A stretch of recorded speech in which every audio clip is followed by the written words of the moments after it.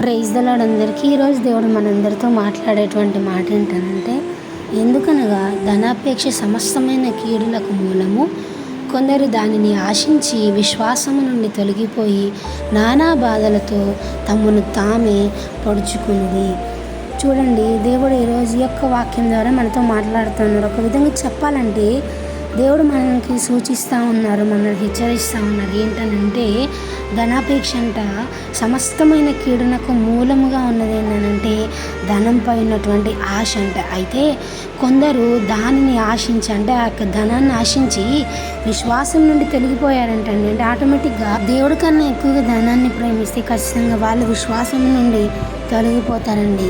తొలగిపోవడమే కాదు కానీ నానా బాధలతో తమను తామే పొడుచుకుంటారంట. చూడండి, ఇక్కడ నిజంగా దేవుడు మనల్ని హెచ్చరిస్తూ ఉన్నారు. ఖచ్చితంగా సమస్తమైనటువంటి కీడునకు మూలంగా ఏది ఉందనంటే ధనంపై ఉన్నటువంటి అత్యాశ. అయితే ఈనాడు నిజంగా క్రైస్తవులుగా పిలువబడుతున్నటువంటి మనము ఎట్లుంటున్నాం అనేది ఒక్కసారి నిజం ఖచ్చితంగా మనల్ని మనం చెక్ చేసుకున్నామండి. దేవుణ్ణి ఎక్కువగా ప్రేమించే వారిలాగా ఉంటున్నామా, లేకపోతే ధనాన్ని ఎక్కువగా ప్రేమించి దేవుని కన్నా ఎక్కువగా ధనానికి ప్రియారిటీ ఇచ్చే వారిలాగా ఉంటున్నామా? ఒక్కసారి మనల్ని మనం చెక్ చేసుకుంటూ ఇక నుంచి అయినా దేవుని మహిమాత్రమే దేవునికి మొదటగా ప్రాధాన్యత ఇస్తూ దేవుని ప్రేమించే వారిలాగా జీవితం. ఇట్టి వాక్యము దేవుడు దీవించునుగాక. ఆమేన్.